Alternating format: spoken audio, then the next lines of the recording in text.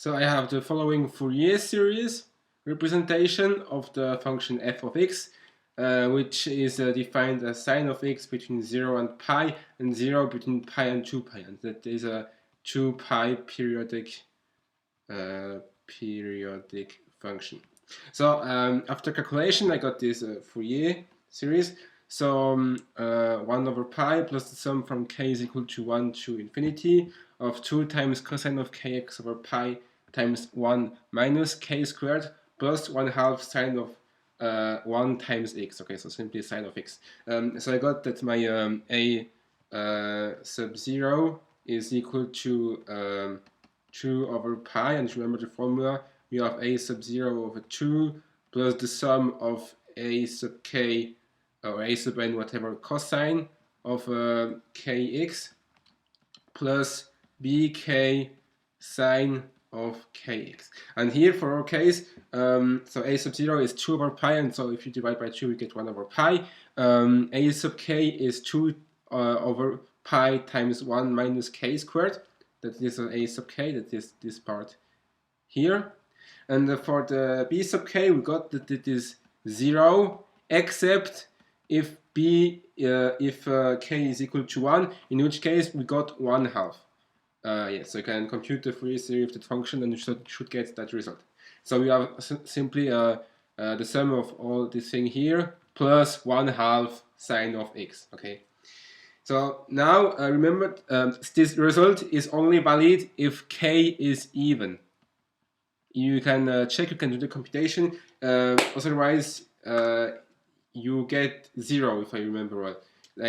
Yeah, so this result is only valid if k is even. That means that now our goal in this video is to evaluate the following sum, the sum from n is equal to 1 to infinity of 1 over 4n squared minus 1.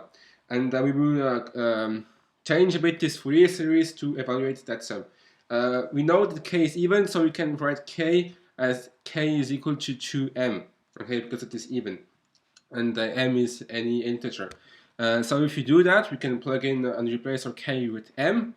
So instead of k here, we have 2m. Instead of k squared, we have 4m squared, okay, because 2m squared is 4m squared. The sign and the b sub k doesn't change because we have simply b sub 1. And we have now the sum from m is equal to 1 to infinity. So I call it m, you can call it whatever you want. It's just a dummy variable. You can call it n if you want. You can set k is equal to 2n, whatever. Now, so we get 1 over pi. We can take the 2 and over pi in front, and also you can switch the order here. We can write this 1 minus 4m squared as negative 4m squared minus 1. Okay, and so we can take the negative sign in front. And so now we have 4m squared minus 1 here, and we still have the 1/2 sine of x. Now, if we set x is equal to 0, so we will evaluate our function at x is equal to 0. So sine of 0 will simply be 0, so we will have 0 here is equal to this whole thing here, but with x is equal to 0, plus 1/2 sine of 0. So this 1/2 sine of 0 will be 0, okay, this is 0 here because sine of 0 is 0. And here, cosine of 0 will simply be 1, so we will have 1 here. And here, the 4m squared minus 1 is still the same. So now we can rearrange, we can take this minus 2 over pi times this sum here on the other side here.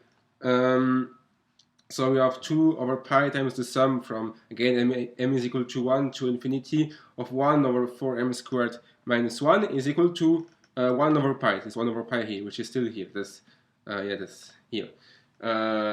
Yeah, I didn't write it. It's just the symbol here is to show that it's the same thing here as above.